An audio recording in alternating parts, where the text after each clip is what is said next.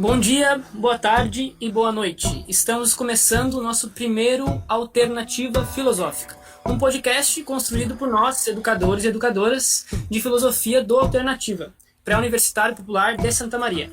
Eu que falo aqui sou o Luan, ou Lan, que se preferirem. E eu que vou falar aqui sou a Amanda. Eu sou o Darley.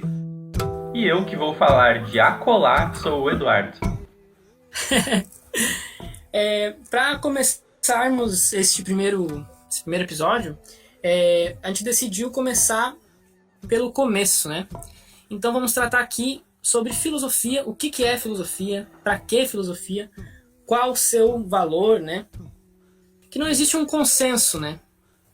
O termo filosofia, né, surgiu lá na Grécia Antiga. A filosofia, ela vem de dois termos, o filo e sofia. Filo significa amor, desejar, e sofia, sabedoria, ou seja, o amor ou o desejo pela sabedoria. Só que daí tem um emblema aí nessa origem da filosofia. Tem pessoas que acreditam que a filosofia ela não surgiu na Grécia. Porém, a gente deve lembrar que tem que ter uma distinção entre esses termos. Origem da filosofia e origem do pensamento filosófico. O pensamento filosófico ele sempre existiu, desde que nós somos seres racionais. Pensamos e pensamos de maneira, muitas vezes, crítica. Então, o pensamento filosófico ele surgiu antes do termo filosofia. Isso que a Amanda traz é um elemento bem importante, porque, inclusive, em referência à palavra grega, né, se formos pensar nesses moldes, o que surge primeiro é uma designação em relação à postura de certas pessoas, né? Surge primeiro a noção de filósofo, pensando no contexto da Grécia. E depois que, né, então você tem primeiro uma prática, por assim dizer, né? Ou seja, o exercício do pensamento filosófico, e depois você tem a produção, a criação da própria palavra que passa a designar essa atividade, né? E aí vem o complemento que a Amanda fez. Mas eu queria introduzir um outro tópico de que, em termos de historiografia, né, a respeito da origem da filosofia e essa conversa toda, tem uma linha de historiografia descolonialista que ela aponta a importância de se reconhecer que no Egito Antigo, quinta dinastia do Reino Antigo, havia um termo que eu não vou saber pronunciar de forma correta, mas ele requer, eu acho que se pronuncia, R-E-K-H-E-T, que a partir dos estudos de um filósofo africano, o Obenga, pode ser identificado com a noção de filosofia como a gente entende. Isso é muito interessante porque põe, em um certo sentido, em xeque essa ideia de que a filosofia tenha surgido exclusivamente na Grécia, né? E vai justamente a favor disso que a Amanda comentou antes. O pensamento filosófico é algo muito mais original e originário do que essa atividade teórica, né? Que é a filosofia que se enquadra depois.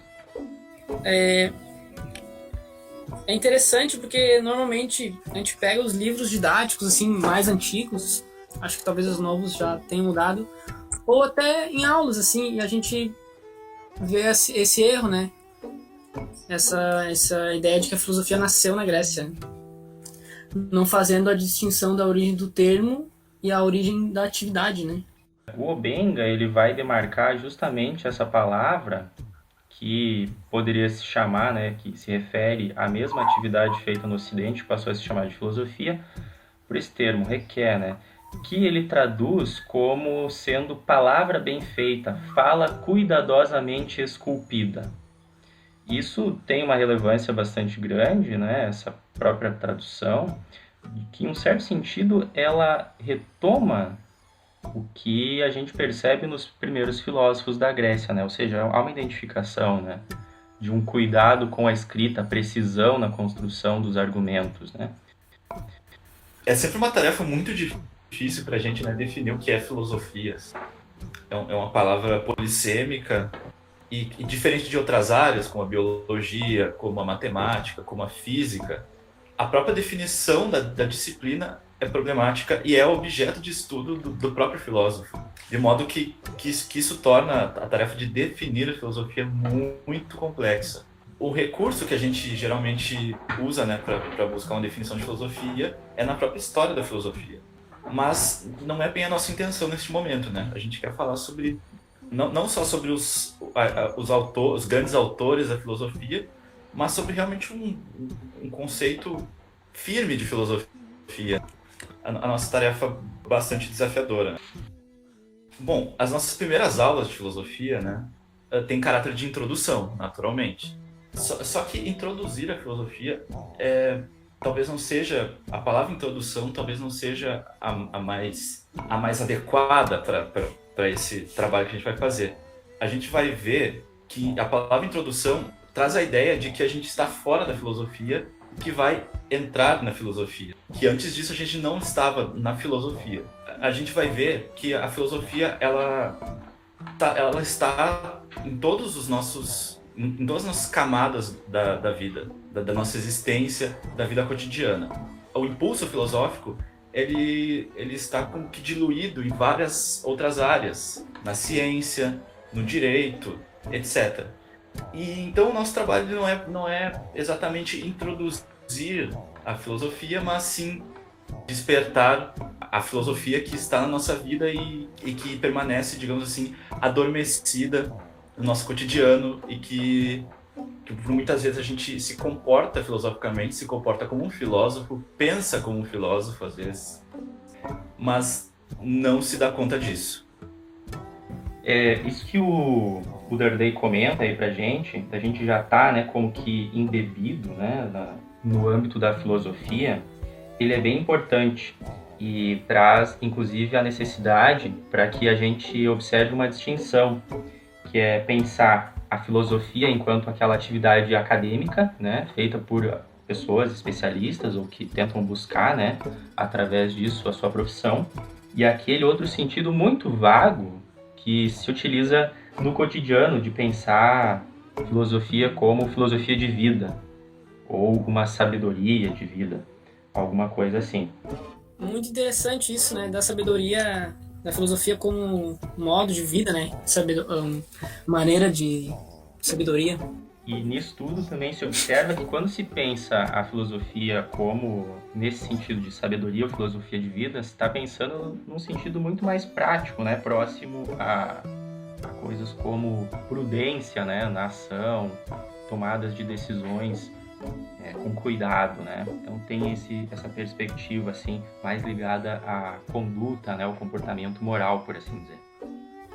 Essa filosofia como um modo de vida, né, como uma sabedoria de vida, é muito do que o filósofo Pierre Hadot, que é um filósofo historiador, vai dizer que define, né, o que é essa filosofia na antiguidade da Grécia.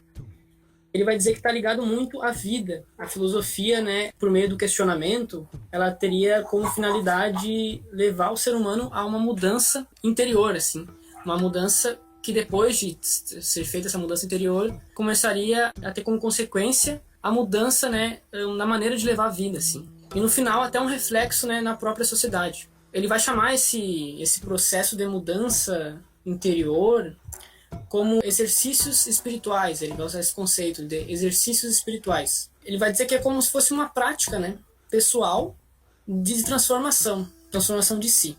Mas é importante também eu pontuar aqui que o termo espírito, né, é entendido como uma vida interior do sujeito. Não tem necessariamente uma ligação com uma ideia de vida incorpórea, né, tipo o conceito de alma. Então seria uma mudança interior, né. Então nessa perspectiva, na filosofia antiga, né, fazendo essa análise, ela seria conectada diretamente com o discurso filosófico. Não teria uma divisão.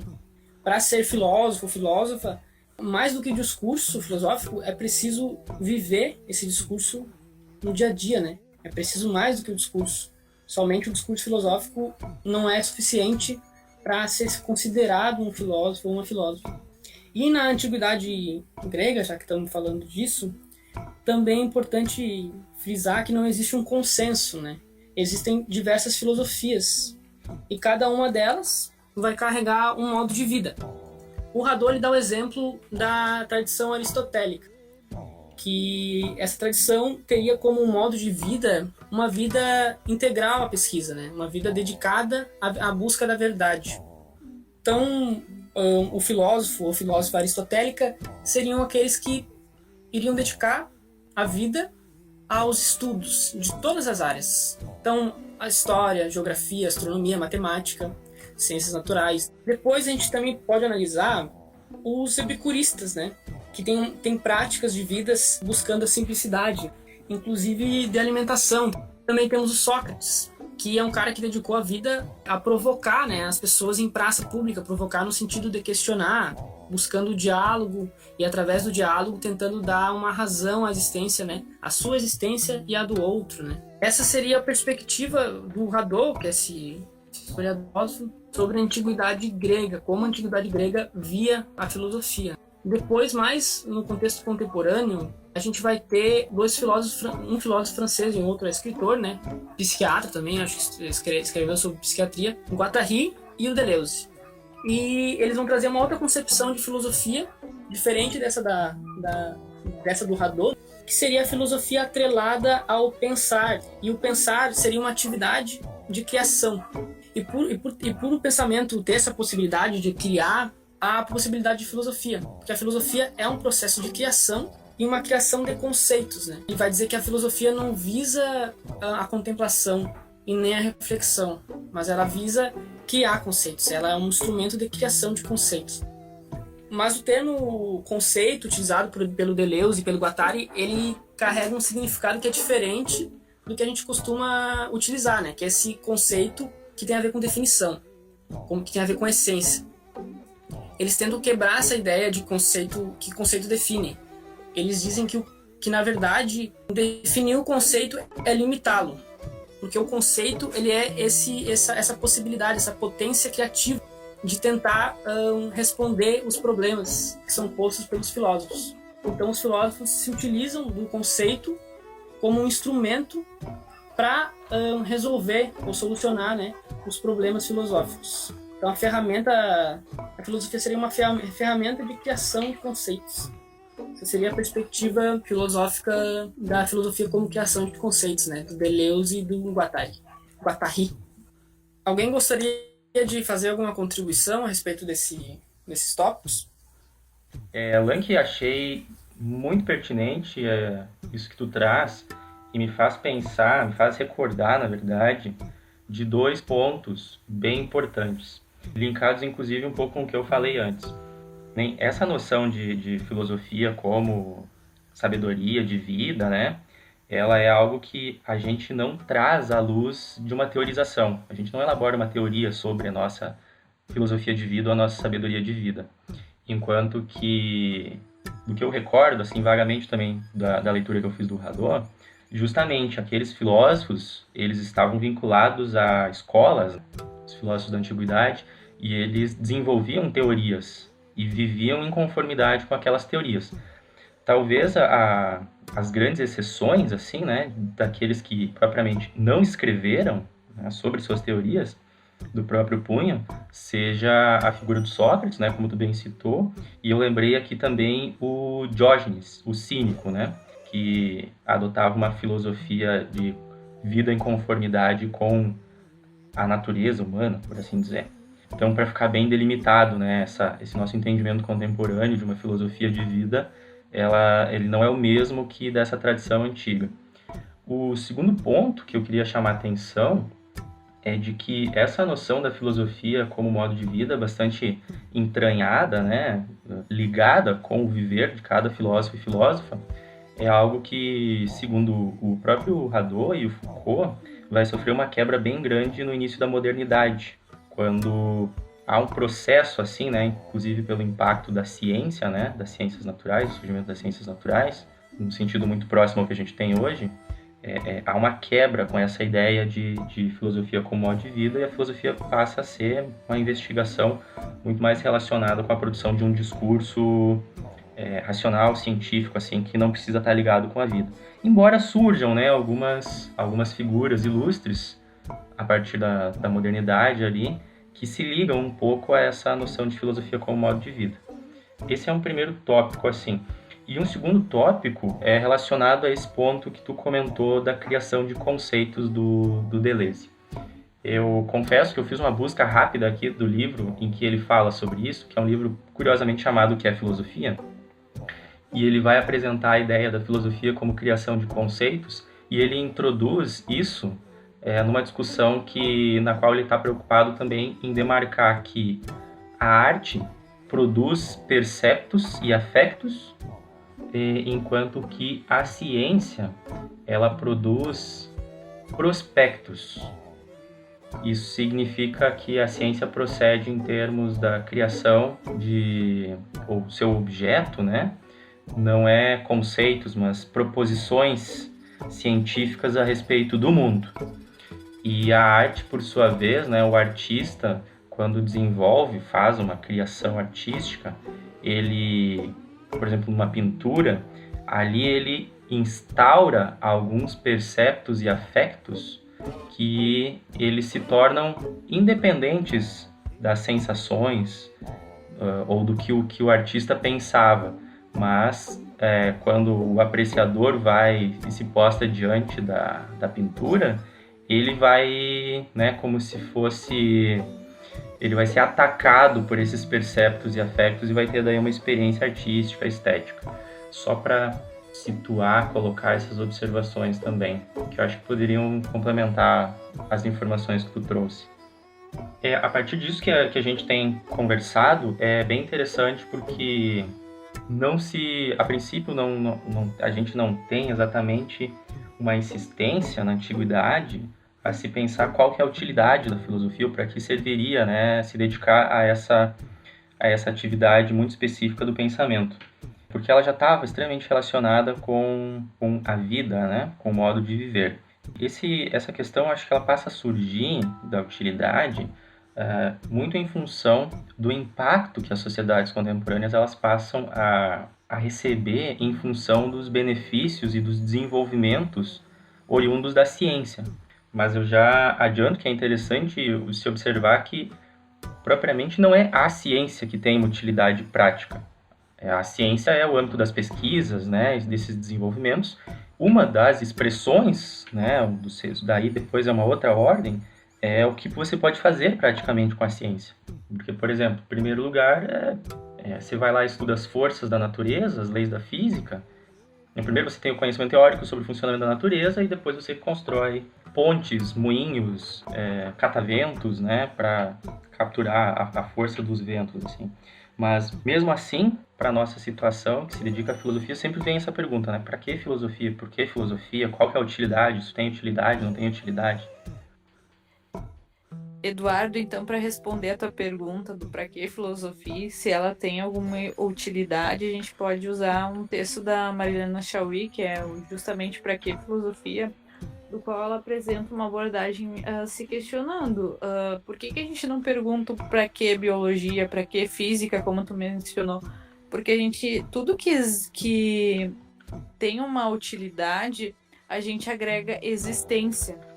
Então a filosofia ela sofre essa certa problematização porque muitas pessoas não veem um sentido na existência da filosofia. Então é muito comum na nossa cultura e na nossa sociedade que seja feita essa pergunta para que filosofia, porque o restante das outras disciplinas elas são vistas como existentes porque elas têm alguma utilidade.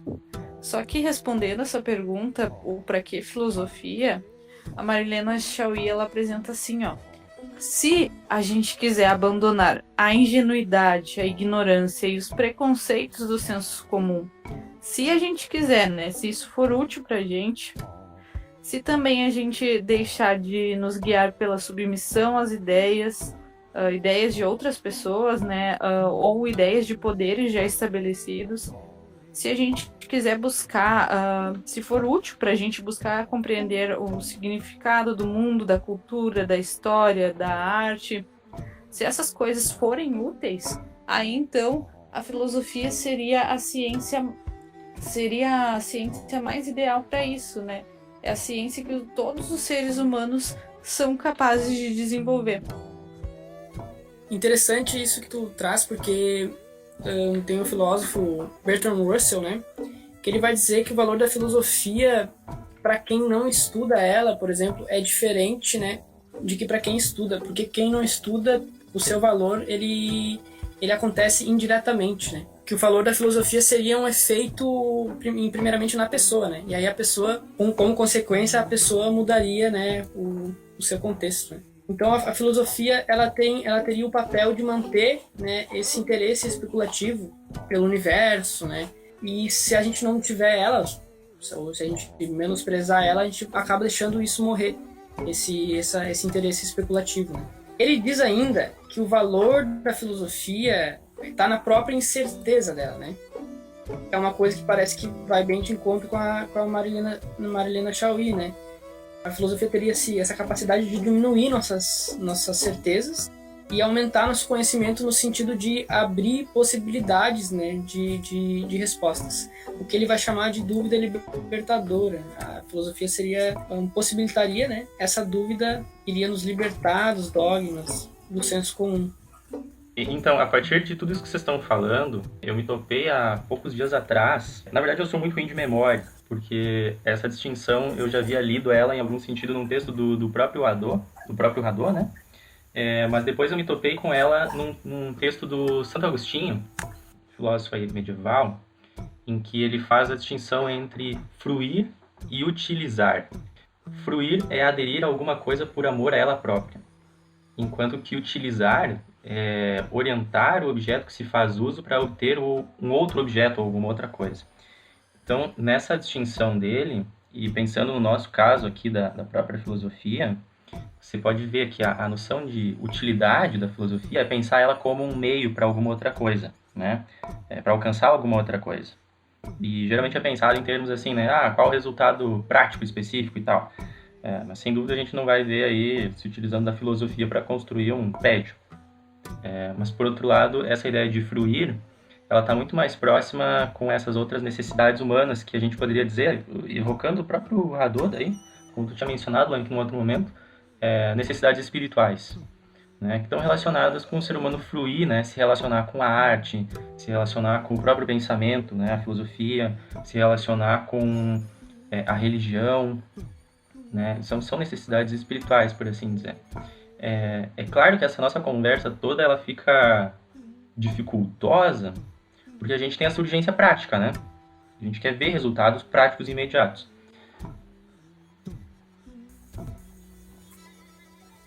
Então hoje é isso, pessoal. Vamos deixar vocês aí com essa incerteza.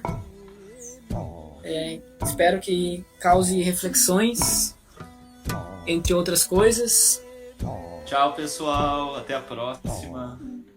Valeu, galera. Espero que tenham gostado aí e que tenha aguçado a curiosidade filosófica de vocês. Então tá, galera. Até a próxima.